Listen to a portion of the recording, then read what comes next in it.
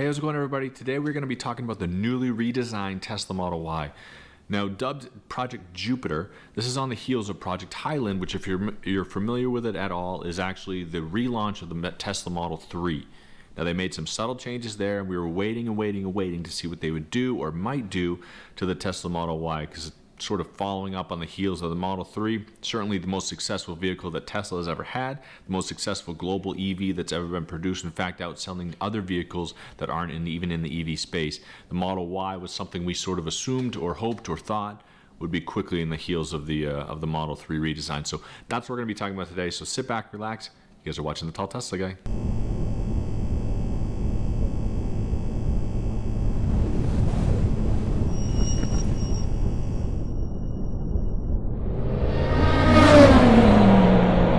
So jumping right into this, if you guys aren't familiar with it at all, the Tesla Model 3 came out back in 2018.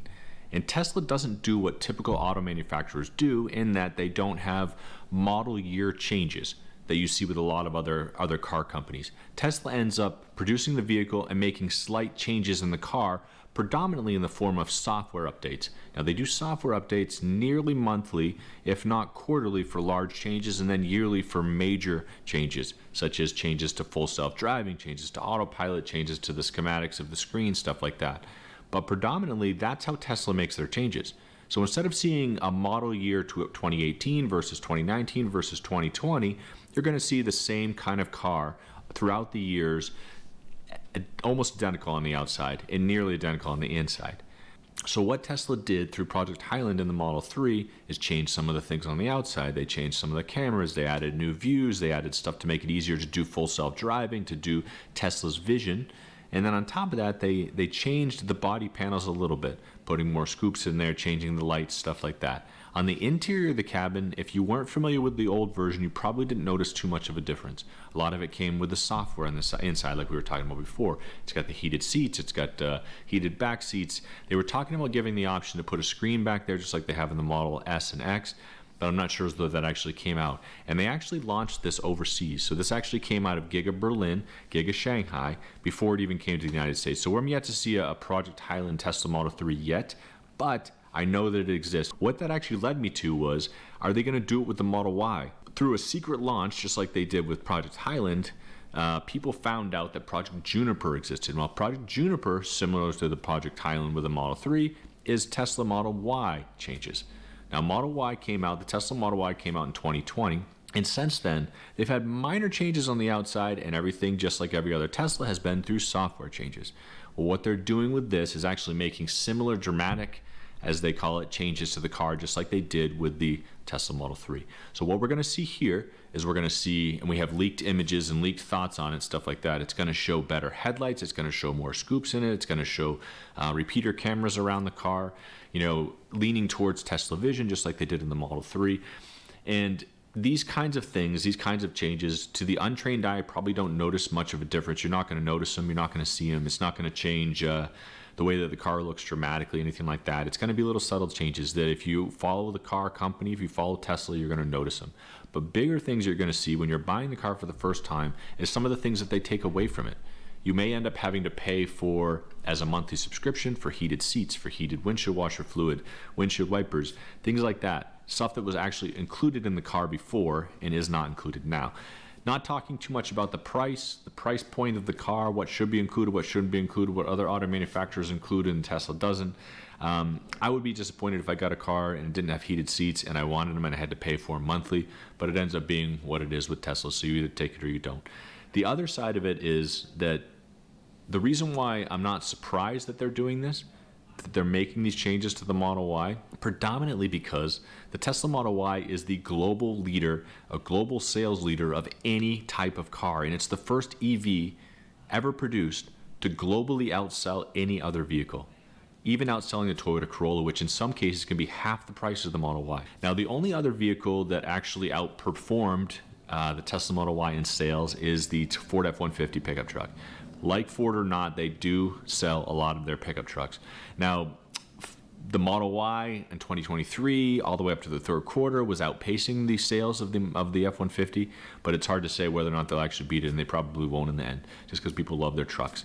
But nonetheless, the Tesla Model Y certainly outsells any other vehicle in its class, outsells any other vehicle that's not even in its class, and certainly not even an EV.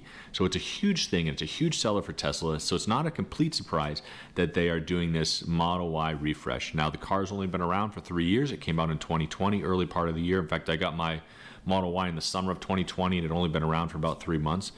They've had the opportunity to rework the panels on it, to remove panel gaps. You're going to get things like acoustic glass in the car, a better suspension, a better improved suspension, probably, unfortunately, subscriptions for some of the features of the car. But nonetheless, you're going to have a redesigned interior. What you're going to notice is the car is going to be ready if they ever get full self-driving. Now, we talked about full self-driving, we talk about it all the time, and of course, on the heels of the NHTSA probe into the safety of full self-driving, Tesla produced an update a couple weeks ago that actually takes the car and changes the way that they sort of nag at you while you're driving in full self-drive, even if you're just using the enhanced autopilot or just the standard autopilot. It's going to force you to pay attention more, which you should anyway, but it ends up being less of an enjoyable experience because you have to do certain things to appease the car. Now, they've strengthened the rules or been more stringent on the rules because of this NHTSA probe, and I think that what's going to happen is with Project Highland coming out, or Project Juniper, I should say, the changes to the Model Y are going to design the car to better accommodate full self-driving in the future, but you're still going to have some of these hurdles to get over when you're using it, mainly paying attention to the road, which you should do anyway. So Elon actually hinted that this car is going to originally be produced overseas, Giga Berlin, and it's going to eventually make its way into Giga Austin. Giga Austin is going to be produced in line with the Cybertruck, and I'm guessing that late 2024, people buying it in maybe third quarter 2024 are actually going to get some of these changes. But one thing that Tesla does, in addition to not producing updates yearly, is that they randomly throw them out there depending on what kind of inventory they're looking to get rid of. They might show crazy specials and deals on the current Model Ys to make room for the newly changed Model Y. But that's one of the things that Elon sort of throws around a little bit.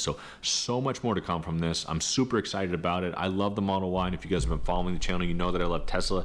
I love everything to do with the car anyway. So it's one of those things that I'm getting excited for. I'm going to be jumping up all over just to have the brand new redesigned interior, things like that. So let me know what you think. If you're on the cusp, if you're on the hinges on this, is this something you're going to wait for? You're going to wait till 24 before you get it, before you pull the trigger on it. But either way, I really appreciate you guys tuning into the channel. I know we're coming up on the holiday season. I hope you guys are having a great holiday season, however you celebrate it. And I really appreciate you guys jumping in there. And I hope that you are staying safe in whatever you're doing. Thanks a lot, everybody.